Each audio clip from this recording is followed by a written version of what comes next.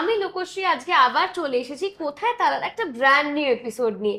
আর আজ আমার যে স্পেশাল গেস্ট, তিনি শুধু ভালো অভিনেত্রী নন, একজন দক্ষ নৃত্যশিল্পীও। সেই সময় না খুব হায়দ্রাবাদে শুটিং হতো। রামোজি রাও স্টুডিওটা তখন ওপেন হলো এবং সব শুটিং তখন আমাকে না বলতেই হতো, বিকজ আমি বেবিকে ফেলে আমার পক্ষে যাওয়া সম্ভব একদম। ছিল না। তো এটার কারণে কিন্তু একটা বড় গ্যাপ হয়েছে, এবং গ্যাপের পরে যখন আবার আমি ছবি করছি, আমাকে শিবপ্রসাদ এবং নন্দিতা দি তাদের ছবি বেলা শেষে সেই ছবিতে সিলেক্ট করেন। সেই ছবির তো নায়ক নায়িকা সৌমিত্র কাকু অ্যান্ড স্বাতিলেখা হুম আন্টি। হুম হুম আর আমরা যারা ছিলাম, মানে প্রত্যেকটা চরিত্রের আলাদা বৈশিষ্ট্য ছিল, হুম। প্রত্যেকটা ক্যারেক্টার ইম্পর্ট্যান্ট। তো সেখানে ওইভাবে আমি কেন নায়িকা না, ওটা নয় কিন্তু মানে কারণ কাজের ধরনটাও ধরনই পাল্টে ডিফারেন্ট, গেছে। একদমই হুম তাই। হুম তারপর ধরো ওই ছবিটা হলো, তারপরে আমি বেলা শেষের শুটিংটা কমপ্লিট হবার সঙ্গে সঙ্গে আরম্ভ হলো নায়িকার ভূমিকায় বলে। নায়িকার ভূমিকায়, ওই নায়িকার ভূমিকাতেও আমি ছিলাম তো নায়িকা। তারপরে স্বপ্ন, সরি, সেদিন বসন্তে বলে একটা ছবি, নায়িকা প্রধান গল্প।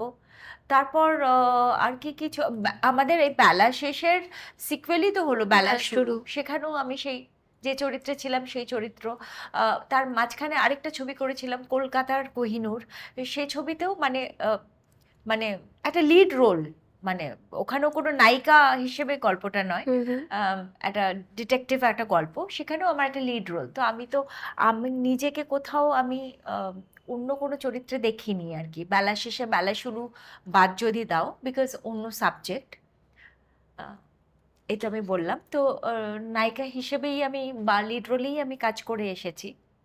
এবার দেখো, আমাদের পরে তো অনেকগুলো জেনারেশন এসে গেছে। হুম হুম। আমি যদি এখন বলি যে না আমি সেই গাছের ডাল ধরেই আমি গান গাইবো রোমান্টিক চরিত্রটা, সেটা তো সেটা তো সম্ভব হবে না। না। আজকে হুম। আমার মেয়ে নায়িকা হয়ে গেছে, সেটা তো হবে না। তো আহ, তো সুইচ ওভার।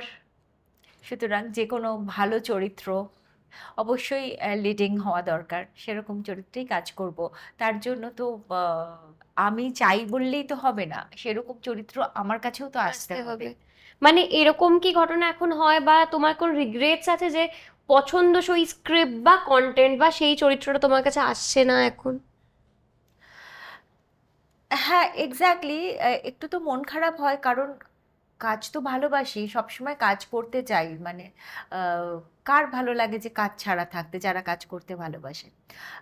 তারপরে সব জায়গায় তো একটা পছন্দের আর্টিস্ট বা একটা ফিক্সড আর্টিস্ট এরকমও অনেক জায়গা থাকে, তখন একটু তো মন খারাপ হয় যে এটা আমার কাছে আসলে আমি বেশি খুশি হতাম বেশি obviously। খুশি হতাম, হয়তো বেটার করতাম, আমাকে বেটার লাগতো, এরকম মনে তো হয় অবশ্যই।